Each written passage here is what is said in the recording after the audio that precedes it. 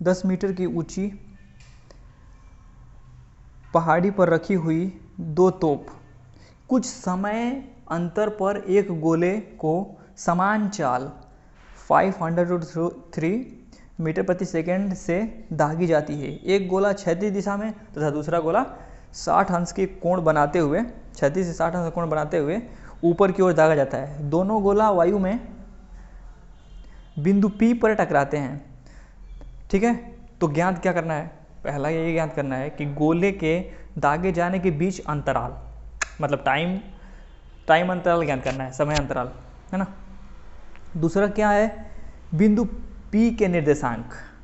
ठीक है, यह मान नीचे है, यह मान मतलब यह मान किसी नीचे है तथा गोला के प्रक्षेप XY तल में है।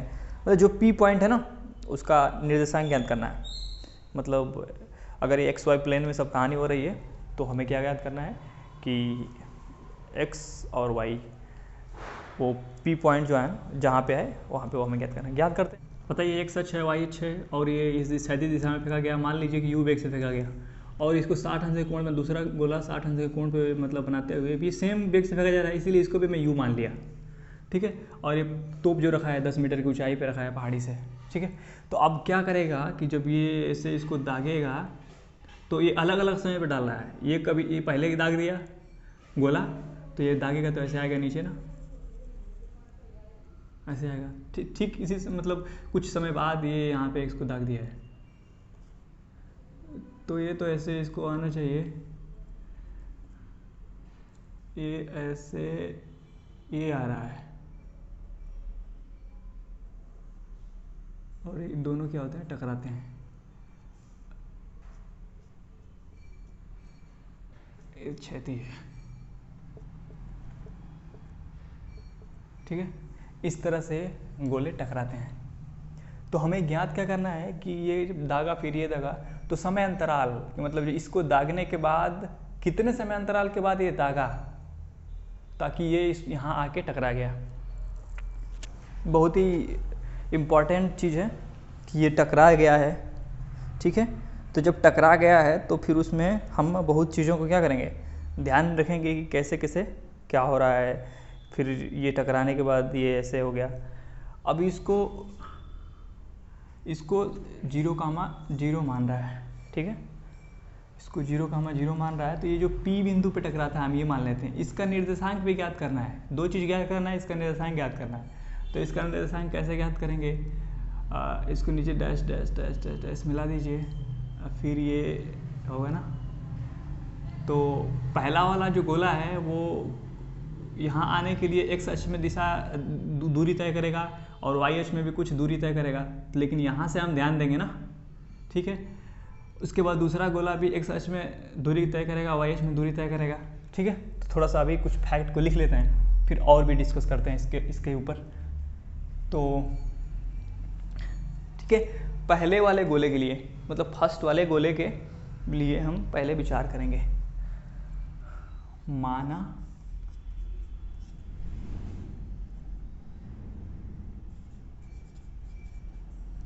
पहला T1 समय पे दागा जाता है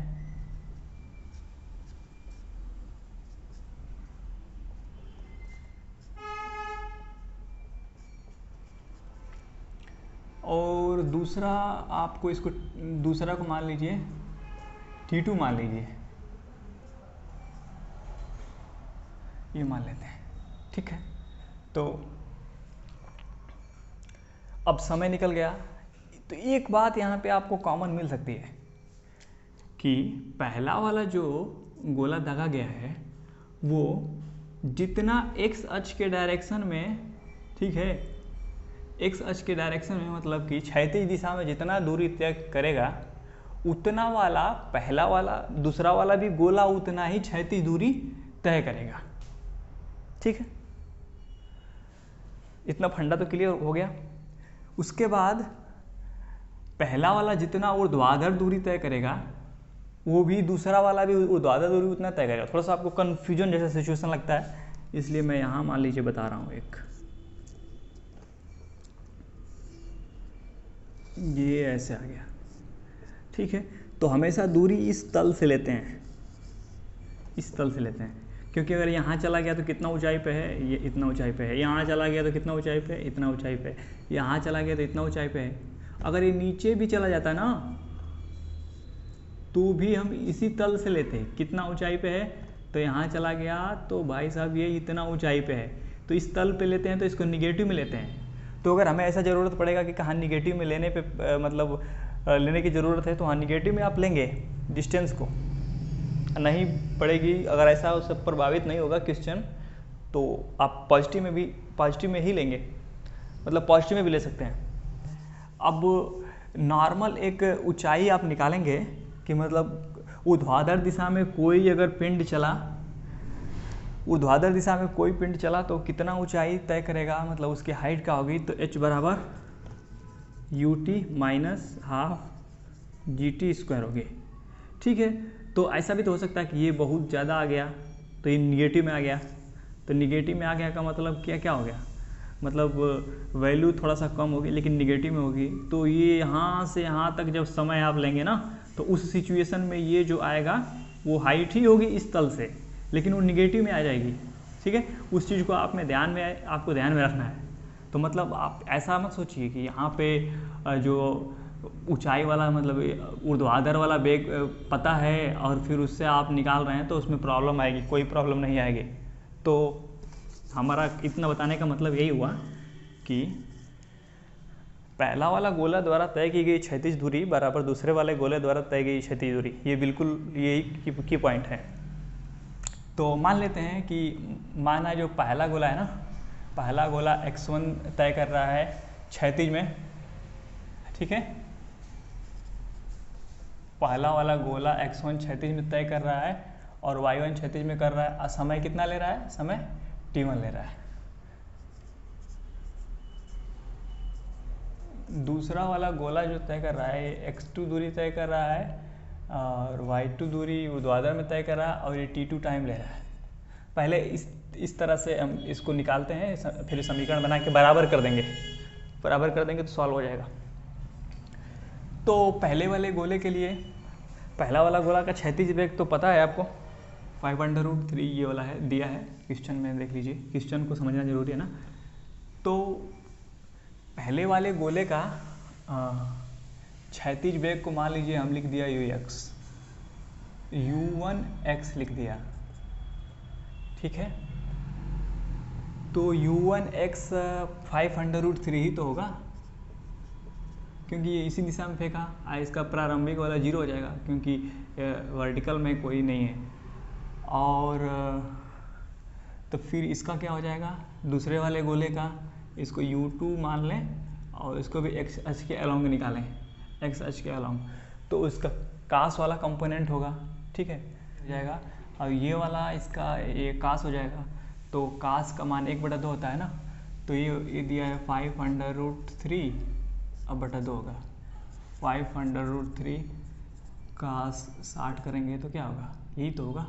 तो ये हमने लिख दिया, इसमें ये भी लिख दीजिए, इसका ऊर्ध्वाधर घटक भी लीजिए, तो u2y भी लिख दीजिए क्योंकि इसमें ये भी है, इसमें तो u1y क्या है, इसमें 0 है, ठीक है। उसके बाद ये हो जाएगा आपका साइन थीटा, तो करनी में 3/2 होगा, तो 5 दूना ये होगा 5√3 साइन 60 अंश का मान करनी में 3/2, तो 3 × 5 = 15 यानी 7.5, ठीक है। तो ये हो गया 7.5 इसका ऊर्ध्वाधर घटक दूसरे वाले गोला का, ठीक है, पहले वाले का। मतलब बहुत सारे तथ्य हमें मिल गए। अब हमें तथ्य मिल गया, उसके बाद हम इसको सॉल्व करते हैं। तो अभी हम x1 निकालते हैं, तो हमारा x1 बराबर क्या होगा, पहले वाला पिंड द्वारा चली गई क्षैतिज दूरी बराबर चाल गुणा समय, तो चाल क्या है 5√3 है और समय को क्या हमने माना है, पहले वाले के लिए t1 माना है, तो ये समीकरण नंबर 1 बन गया। उसके बाद दूसरे वाला का निकालिए x2, तो x2 द्वारा भी तय की गई दूरी क्या होगा, उसके लिए हमारा क्षैतिज वाला चाल है 5√3/2, ये होगा 15/2 होगा, 15/2 होगा, क्योंकि कास होगा ना, तो कास नहीं सही है, 500√3/2 होगा, तो 500√3 इंटू T2 समीकरण नंबर 2 बना लीजिए। फिर y1 निकालते हैं। y1 क्या है, h बराबर ut माइनस हाफ GT² होगा, तो यहाँ से जो फेंके हैं उस हिसाब से निकाल लीजिए, ut माइनस हाफ GT²। तो ut क्या है, u इसके लिए ये है ना 7.5, u T2 ut माइनस होगा क्योंकि इनिशियली ऊपर है minus half GT², half GT² है ना। क्लियर एंड क्लियर, कोई दिक्कत इसमें नहीं होनी चाहिए, ठीक है। समीकरण नंबर ये हो गया 3। उसके बाद y2 निकालिए, ये एक्चुअली में y2 था, ठीक है। और अब y1 निकालिए, y1 तो y1 मतलब ये वाला है, तो बस इसमें हाफ फ्री फॉल होगा ना, ये फ्री फॉल होगा तो हाफ GT² होगा, तो हाफ T1² हो गया। इस समीकरण नंबर हो गया 4। हम पहले ही जान चुके हैं कि डिस्कस भी कर चुके हैं कि x1 x2 y1 y2 ये आपस में बराबर होंगे क्रमशः, मतलब x1 x2 के बराबर होगा, y1 y2 के बराबर होगा, ठीक है। तो समीकरण 1 2 से, समीकरण 1 बराबर 2 से, तो इसको हम बराबर करेंगे तो ये क्या मिलेगा आपको, यहाँ मिलेगा 500√3 T1 बराबर 500√3/2 T2। तो ये कट गया, यहाँ पे हमें मिल गया 2 T1 बराबर T2। समीकरण खैर बन गया हमारा। इसको समीकरण नंबर 5 कर देते हैं, आगे काम आएगा। कोई इसमें डाउट है ना, नहीं है ना। अब y1 समीकरण अब करते हैं, समीकरण 3 बराबर 4 करते हैं। तो इस स्थिति में हमें क्या मिल जाएगा, इस स्थिति में हमें मिलेगा 7.5 T2 माइनस हाफ GT2² बराबर हाफ GT1²। कुछ कट तो नहीं रहा है। अब हम करेंगे क्या, इसमें थोड़ा इसको सिंप्लीफाई कर सकते हैं क्या, 2 का गुणा कर देते हैं, तो ये हो जाएगा 15 T2 माइनस GT2² बराबर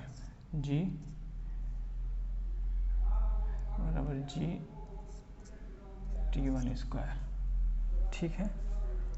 ये हो गया हमारा समीकरण नंबर 6। सिंपल है, समीकरण नंबर 5 और 6 को हल करने पर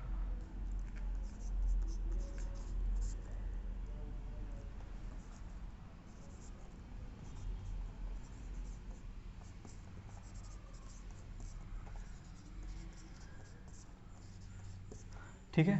5 और 6 को हल करने पर हमें T1 और T2 का मान आ जाएगा। तो T1 बराबर, अब इसके बाद T2 बराबर, आप भी हल करके ट्राई कीजिए। मैं इसको वीडियो को पॉज करके डायरेक्ट यहाँ लिख दे रहा हूँ, जगह की कमी है और टाइम भी इसमें आप पे जाया होगा, ठीक है। तो दोस्तों अभी इसको हल करने में थोड़ा सा हमें एक बात समझ में आ गई कि हमने जो यहाँ पे इक्वेशन बनाया ना, बिल्कुल सही है, लेकिन थोड़ा सा विचार कीजिए कि जो हमारा दूसरा वाला गोला है वो जो T2 टाइम में मतलब ट्रैवल कर रहा है, तो ये आपका जो फर्स्ट वाला है ये ऑलरेडी माइनस में आ जाएगा, क्योंकि इधर ज़्यादा टाइम में ट्रैवल किया तो ये ut माइनस हाफ GT² ये माइनस में आ गया, ठीक है। तो ये दोनों, ये दूरी इसके लिए भी सेम डायरेक्शन में है, मतलब तल से नीचे ही है, दूसरे वाले के लिए भी तल से नीचे ही है, मतलब दोनों की दिशा सेम होनी चाहिए। दोनों की दिशा क्या होनी चाहिए, सेम होनी चाहिए। तो मतलब दोनों को आप पॉजिटिव या तो लेंगे या तो निगेटिव लेंगे, तो ये जो ऑलरेडी निगेटिव में ही आएगा, क्योंकि माइनस हाफ GT² करेंगे तो लंबे समय तक ट्रैवल कर रहा है, क्योंकि ये मतलब ये ज़्यादा ट्रैवल कर रहा है, तो ये मतलब ये माइनस में आएगा। तो इसलिए इसको भी बस ut plus half G T square करने से नहीं होगा, क्योंकि ये इसको भी आप निगेटिव में लीजिए जानबूझ के, ठीक है, तभी मतलब प्रॉब्लम सॉल्व होगी। तो जानबूझ के नहीं, मतलब कि ये निगेटिव में आया तो इसको भी निगेटिव में कीजिए, दूरी दूरी को बराबर कीजिए। तो इसको आप क्या करेंगे, निगेटिव में करेंगे। तो फिर आप निगेटिव में करेंगे तो फिर आसानी से आपको मिल जाएगा। तो आपको यहाँ पे T1 मिल जाएगा, क्या T1 1 मिल जाएगा, और T2 मिल जाएगा आपको 2 मिल जाएगा, ठीक है, 2, ये हो गया सेकेंड, ये भी हो गया सेकेंड। मतलब कि अब समय अंतराल करना है ना, तो पहला आंसर हो जाएगा समय, कितना समय अंतराल में करेगा, तो T2 माइनस T1, तो ये बराबर हो गया 2 माइनस 1, ये बराबर हो गया 1 सेकेंड बाद, ठीक है। एक तो हमारा सॉल्व हो गया। दूसरा ये क्या पूछा है, दूसरा पूछा है इसका कोऑर्डिनेट ज्ञात कीजिए। तो इसका हमें समय अंतराल पता हो गया, या फिर हमें यूं पता हो गया कि कितना समय पे कौन लेता है। तो ये T1 1 सेकेंड लेता है टाइम यहाँ पे जाने में। P का मतलब यहाँ से यहाँ तक आप निकालिए कि कितना ये दूरी तय करेगा। तो यहाँ तक पहले वाले ले लीजिए, तो 1 सेकेंड लगता है ना, तो यहाँ से यहाँ तक दूरी निकाल सकते हैं। या फिर यहाँ पे x1 में रख दीजिए, कहाँ गया हमारा x1, ये रहा x1, समीकरण 1 में रहेंगे तो हमारा x1 मिल जाएगा, 5/√3 इंटू 1, ठीक है, इंटू 1 नहीं लिख रहा हूँ मैं डायरेक्ट। तो x1 मतलब कि ये वाला आपको दूरी क्या हो गया, ये वाला हो गया इसका 5/√3 कामा y निकाल लीजिए, ठीक है। तो y मतलब कि पहला आप y1 निकालिए, है ना। y1 निकाल के क्या करिए, 10 में से घटा देंगे, तो फिर यहाँ से ये हमारा ये वाला भी हमारा डिस्टेंस हमारा पता चल जाएगा, ठीक है। तो y1 निकालते हैं, तो y1 बराबर हो जाएगा हाफ, g का मान 10 बोला है क्वेश्चन में कि 10 रखना है, और इसका मान 1, तो हो गया 5, ठीक है क्या, हाँ 5 हो गया 5, ठीक है। y1 निकला है, तो यहाँ से यहाँ तक दूरी 5 ये वाला कवर किया, तो बचा क्या, बचा 5 ही ना, तो ये हो जाएगा 10 माइनस 5 बराबर हो जाएगा 5। तो आपका ये भी एक आंसर हो गया, और यहाँ से अंतर कर देंगे तो ये भी एक क्या हो गया, आंसर हो गया।